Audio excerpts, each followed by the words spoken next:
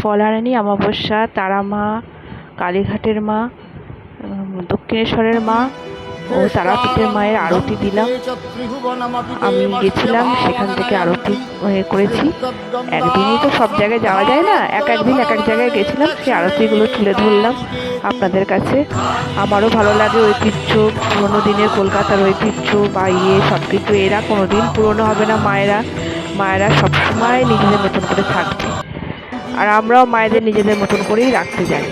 তাই জন্য এখন যতই আধুনিকতা বাড়ুক, মায়ের আরতি কখনো পুরনো হয় না। তাই মায়ের আরতিটা সব প্রত্যেকটা মায়ের ভিন্ন রূপে, মায়ের ভিন্ন আরতি আপনাদের কাছে আমি তুলে ধরছি।